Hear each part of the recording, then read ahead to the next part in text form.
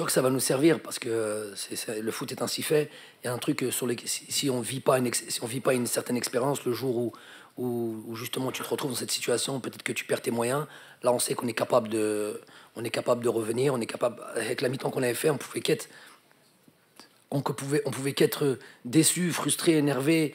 On avait qu'envie de revenir dans cette deuxième mi-temps et vite égaliser et passer au-dessus. On a jusqu'au bout, on a voulu, même à 2-2, on aurait pu dire vas-y, on gère ce résultat-là, on garde ce match nul et on met tout sur le dernier match. Les joueurs avaient envie, moi-même, c'est peut-être un défaut peut-être que j'ai. J'avais envie encore de gagner, aller chercher la victoire jusqu'au bout.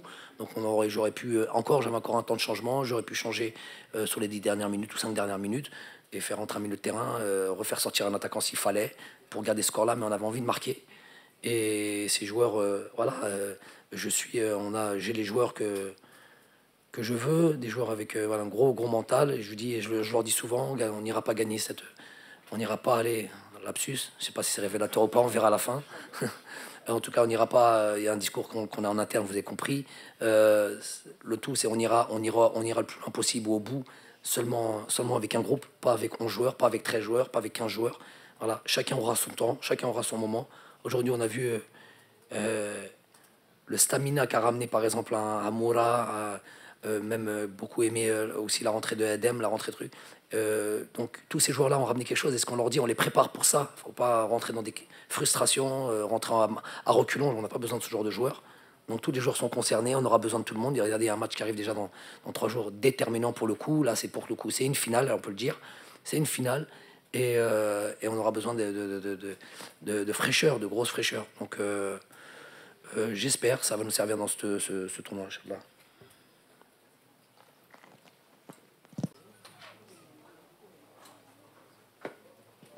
Bonjour, Edem Atipoué, quotidien Togo Matin.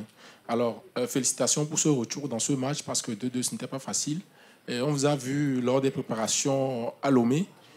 Et moi, je sens Riyad Mahrez aujourd'hui beaucoup fantomatique et l'équipe se repose beaucoup sur les exploits individuels de Bounedjah. Alors, quand Mahrez sort, on sent qu'il y a plus de fluidité, les joueurs sont plus libérés.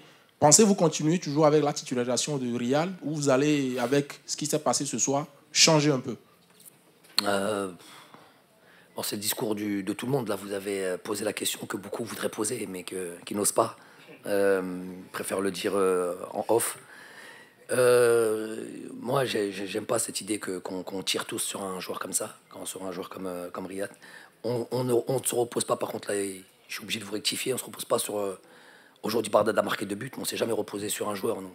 Même Riyad, on ne s'est jamais reposé. Ça, il faudrait revoir un peu vos fiches. Vous verrez que nous, c'est un ensemble. Tout le monde, offensivement, d'ailleurs, on dit que le jeu pèse plus à gauche qu'à droite. Riyad est un leader.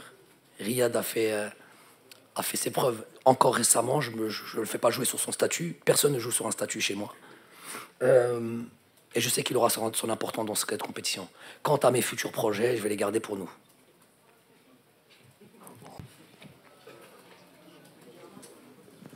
Bonsoir coach, bonsoir d'Algérie. Est-ce qu'on peut un petit mot sur l'état de santé de Ben Nasser, qui est absent aujourd'hui? Nasser, ouais. Il a reçu une petite douleur aux adducteurs lors du dernier entraînement. Des examens ont été faits, donc radiologique, on va garder ça pour nous, c'est le secret médical.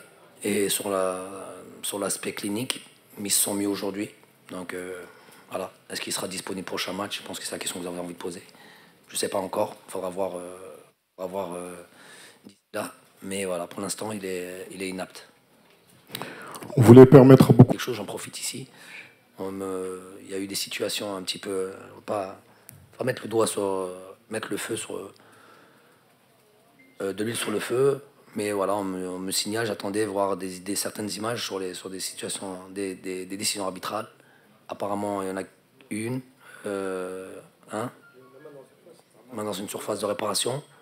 Apparemment, une vraie main avec un vrai penalty, comme eux, ils ont eu un vrai penalty sur Caboret. Apparemment, c'est un vrai penalty. Même si on me dit qu'il y a main sur la prise de balle de Caboret, apparemment, il faudrait revoir ça.